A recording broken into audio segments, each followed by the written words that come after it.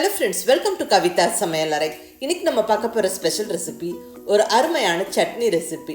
டக்குன்னு ஈஸியாக பண்ணிடலாம், ரொம்ப நல்ல சுவையாக இருக்கும், கண்டிப்பாக ஹெல்த்தியானதும் கூட. நம்ம இட்லி ஊற்றி வச்சுட்டு இட்லி வேகிற டைமுக்குள்ளே இந்த சட்னியை ரெடி பண்ணிடலாம். பக்காவான டேஸ்ட்டோடு இருக்குங்க. இட்லி, தோசை, உப்புமா, பொங்கல்னு எல்லாத்துக்குமே நல்ல சூட் ஆகும்.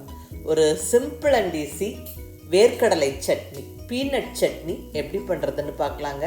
சுட சுட இட்லி தோசை மேலே இந்த சட்னியை நிறையா விட்டு புரட்டி சாப்பிட்றதுக்கு ரொம்ப ரொம்ப நல்லா இருக்குங்க. பர்டிகுலர்லி இது ரொம்ப ஒரு easy and healthy chutney.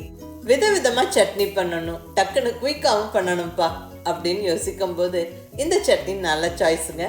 Miss பண்ணாமல் ட்ரை பண்ணி பாருங்க. இப்போ வாங்க ரெசிபி எப்படின்னு பார்க்கலாம். இங்கே ஸ்டவ்வில் நல்ல ஒரு அடிகனமான பேன் வச்சாச்சு.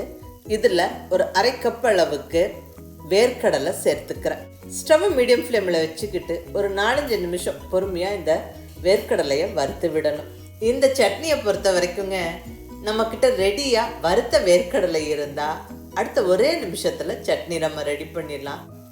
ஸோ இங்கே வேர்க்கடலையை வறுக்கிற டைம் மட்டும்தாங்க விஷயமே. பட் வேர்க்கடலையை இப்படி வறுத்துட்டு அதை உடனடியாக சட்னி பண்ணும்போது அந்த வாசனையும் டேஸ்ட்டும் இன்னும் கொஞ்சம் தூக்கலாக தான் இருக்கும். ஸோ எங்கள் வேர்க்கடலையை நான் வறுத்துட்டேன் பாருங்கள், அந்த கலர்லாம் மாறிடுச்சு. வேர்க்கடலை நல்லா வறுப்பட்டுருச்சு. இனி ஸ்டவ் ஆஃப் பண்ணிவிட்டு நல்லா ஆற விட்டுருவோம். கடலையை ஆற விட்டுட்டு மேலே தோலெல்லாம் எடுத்தாச்சுங்க. நம்ம இப்படி தோலை எடுத்துகிட்டு செய்யும்போது கலர் கொஞ்சம் லைட்டாக இருக்கும். தோலோடவும் செய்யலாம், அது நம்ம விருப்பம். ஸோ உங்களுக்கு எது எப்படி விருப்பமோ அப்படி செய்யுங்க. இப்போ வறுத்த வேர்க்கடலையை மிக்ஸி ஜாரில் போட்டாச்சு. அடுத்ததாக ஒரு 3 பல் பூண்டு, கூடவே 2 காரமான வரமிளகாய்.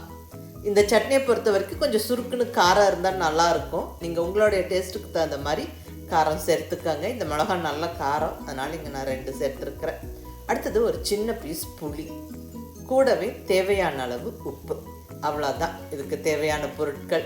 இதில் நீங்கள் விருப்பப்பட்டால் தேங்காய் சேர்த்துக்கலாம். பட் தேங்காய் கம்பல்சரி சேர்க்கணும்னு இல்லை, நம்ம தேங்காய் சேர்க்காமலும் இந்த சட்னியை அரைக்கலாம். இப்போ நல்லா ஃபைன் பேஸ்ட்டாக அரைச்சிருவோம். இந்த சட்னி கொஞ்சம் லூஸாக தாங்க இருக்கணும், அப்போ தான் டேஸ்ட்டு நல்லாயிருக்கும். சட்னி சாப்பிட்றதுக்கு நல்லாயிருக்கும், மதப்பாக இருக்காது. இப்போ சட்னியை நம்ம ஒரு பவுலுக்கு ட்ரான்ஸ்ஃபர் பண்ணிடுவோம். தேவையான அளவு தண்ணியும் சேர்த்துருவோம். நான் ஏற்கனவே சொன்ன மாதிரி இந்த சட்னி நல்லா தண்ணி மாதிரி தான் இருக்கணும், அப்போ தான் நல்லாயிருக்கும். நல்லா கலந்து விட்டாச்சு. இப்போ கண்டிப்பாக ஒரு தாளிப்பு சேர்த்துக்கணும், அப்போ தான் அந்த கம்ப்ளீட்டான டேஸ்ட்டு கிடைக்கும். இங்கே ஸ்டவ்வில் தாளிப்பு கரண்டி வச்சு 1 ஸ்பூன் அளவுக்கு எண்ணெய் சேர்த்தாச்சு. எண்ணெய் சூடானதுக்கப்புறம் 1 டீஸ்பூன் கடுகு, 1 டீஸ்பூன் உளுந்தம்பருப்பு போட்டு நல்லா பொரிய விட்டுருவோம். இது கூட ஒரே ஒரு வரமிளகாவை உடைச்சி சேர்த்துருவோம். அடுத்ததாக 1 கொத்து ஃப்ரெஷ்ஷான கருவேப்பிலை. அவ்வளோதாங்க, எல்லா பொருளும் சேர்த்தாச்சு. ஒரு ஃபியூ செகண்ட்ஸ் நல்லா பொரிஞ்சு வரட்டும். அவ்வளோதான், தாளிப்பு ரெடி. இப்போ சட்னி மேலே எடுத்து ஊற்றிடுவோம். அவ்வளோதாங்க, நல்ல சுவையான வேர்க்கடலை சட்னி டக்குன்னு ரெடி ஆயிடுச்சு.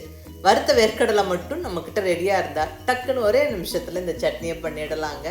ரொம்ப சிம்பிள் அண்ட் ஈஸி சட்னி, கண்டிப்பாக ஒரு ஹெல்த்தியான சட்னி கூட, நல்ல ஒரு இன்ட்ரெஸ்டிங்கான டேஸ்ட்டோடு இருக்கும். சுட சுட இட்லி, தோசை, உப்புமாவோடலாம் சாப்பிட்றதுக்கு ரொம்ப நல்லாயிருக்குங்க. நீங்கள் மிஸ் பண்ணாமல் ட்ரை பண்ணி பாருங்கள். சிம்பிளாக டக்குன்னு ஒரு சட்னி பண்ணணும்னு யோசிக்கும் போது இந்த சட்னி நல்ல சாய்ஸுங்க. செஞ்சு பார்த்துட்டு எப்படி இருந்ததுன்னு உங்கள் ஃபீட்பேக் சொல்லுங்கள். பிடிச்சிருந்தா லைக் பண்ணி, ஷேர் பண்ணி, கமெண்ட் பண்ணுங்கள். கவிதா சமையலறை சப்ஸ்கிரைப் பண்ணி என்னுடைய மற்ற ரெசிபிஸும் வீடியோஸும் பாருங்கள். தேங்க்யூ.